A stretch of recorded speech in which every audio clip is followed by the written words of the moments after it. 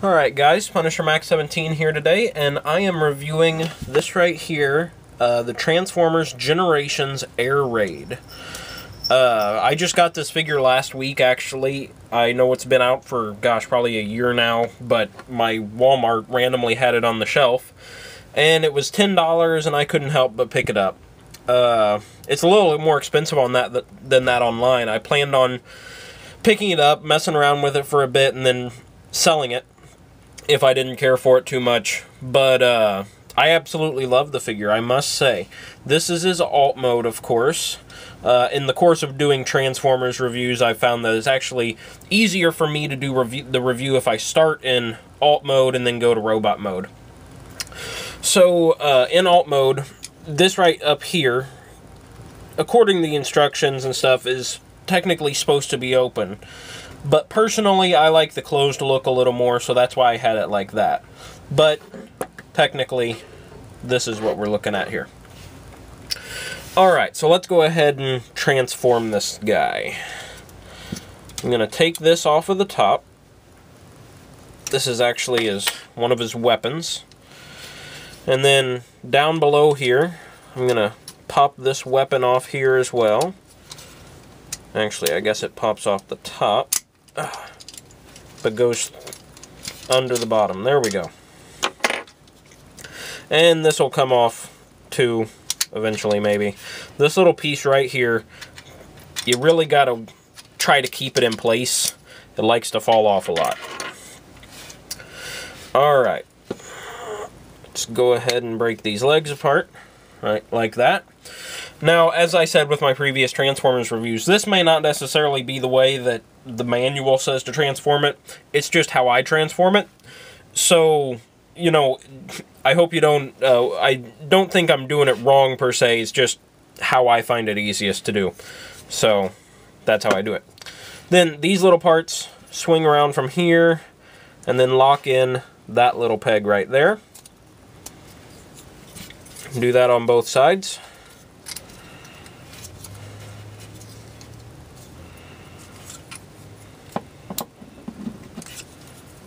Alright. These go straight out, like so. This up here, you pop that off of there, pull them apart, like so.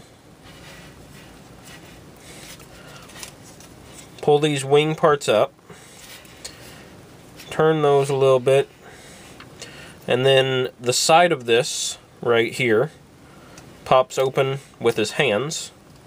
So open those up on each side. And if you want, we can straighten out the arms right now too.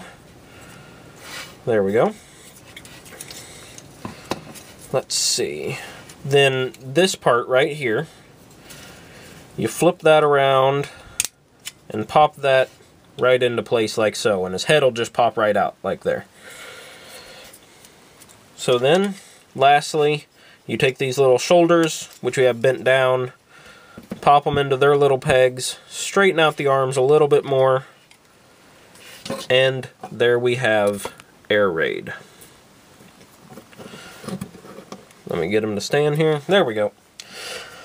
So personally, I like the alt mode a lot. I think his little ship kind of form is really cool, and I like this form too.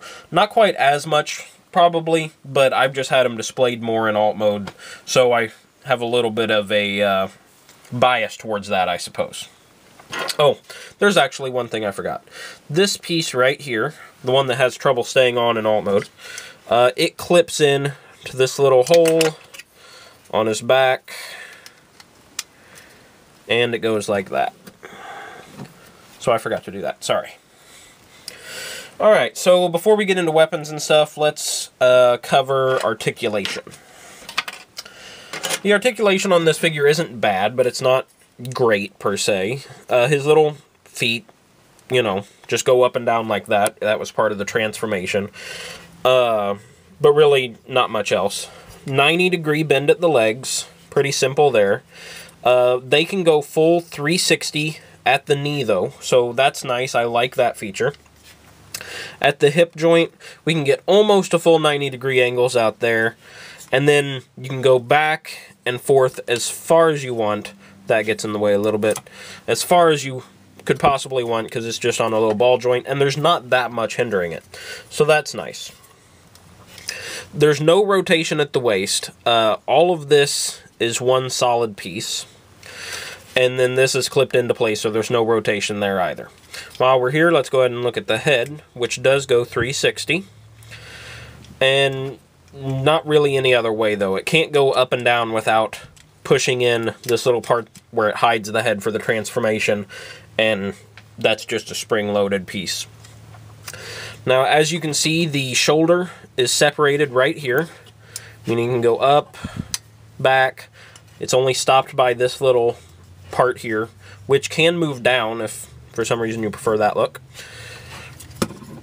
At the shoulder, it can go a little over 90 degrees up and back. Now it has nice rotation here at the elbow joint. Not only can it go up and around like that, it also has a ball joint where the forearm can spin 360. So that's pretty nice. The hand can go out at the farthest as it is here, and then it can go all the way in because it hides within the forearm for the transformation, but it can't do any side to side. It is locked in place. Other than that, articulation wise, you just have this little piece on the back, which I don't love the piece on the back. I don't think it does any good for it in robot mode, but and it's just loose all around, unfortunately. But yeah, that's the articulation of the figure. So there's some nice points of articulation, but there's also some parts of the figure that just have rather poor articulation, you know, notably the feet or the main body here or the hands. But the elbows, the knees, hips, all of that, very good articulation. So let's look at the weapons that come with this guy. Now this is the piece you have when it comes in alt mode. It comes off of it like this, which actually looks like kind of a cool weapon, but there's no real way to hold it. But you can flip all of this up, and it combines to be this sword that he can hold. So that looks pretty nice. It can do all sorts of things. If there was a way for him to hold it like that, it would be really cool to me, but unfortunately there's not. Now it also comes with this here, whatever this weapon may be, that he can hold. Just a giant blade bayonet thing.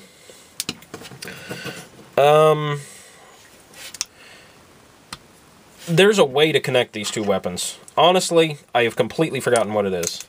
Ah, here we go. You can put that in there. Maybe, I don't know. Now I feel stupid for trying this. But there is a way to connect those two weapons. And this sword can come apart rather easily. That's came apart on me a couple times. Yeah, I don't know. But those are the two weapons he comes with. I like the sword quite a bit, in my opinion. It's just a nice-looking sword in general, to be honest. So, all in all, I would say this is a very good figure. I'd probably give him like a 4 out of 5 if I had to rate him. Because I had planned on getting him just to open him up, transform him, and sell him. But I gotta keep him now because I really do like the figure.